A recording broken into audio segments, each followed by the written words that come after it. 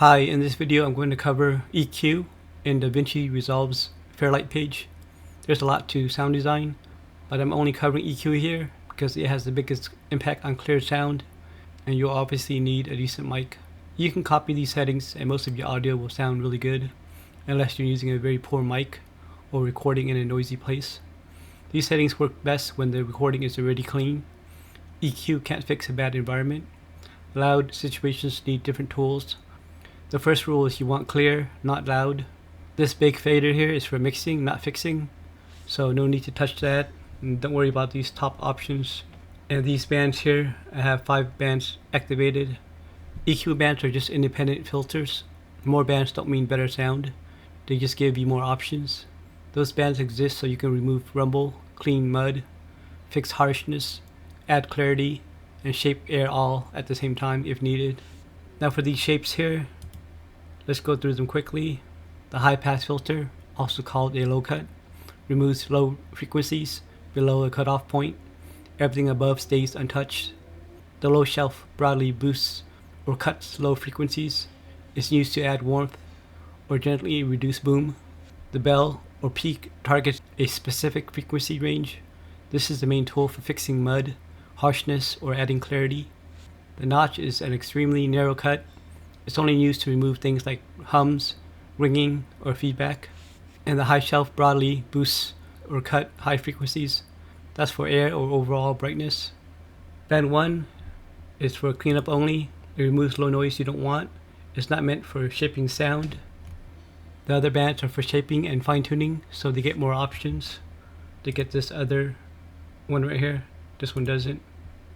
Now these numbers here, 6, 12, 18, and 24, these are slope strength measured in dB per octave.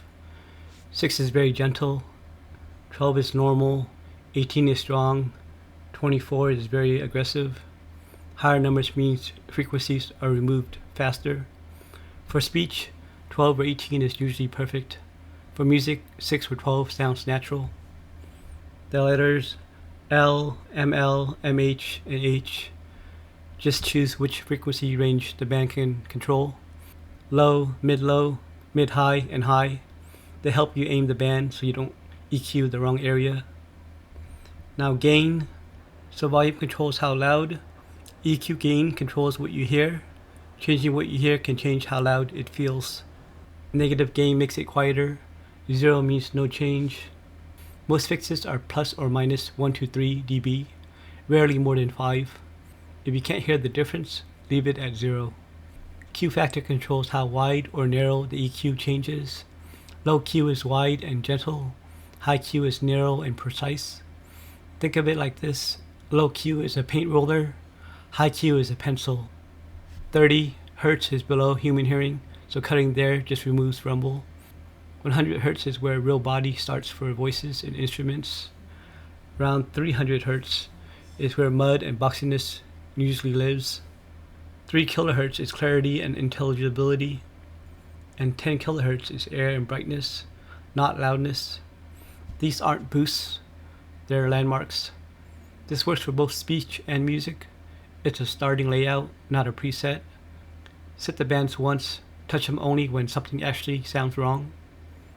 Alright, so here's my gain settings for each band. Yours is going to be a little bit different. And down here in the audio 1 panel, it should not be clipping into the red. So right now we see it's clipping into the red, which is not good. It's not what we want. So we'll have to lower the volume in the inspector.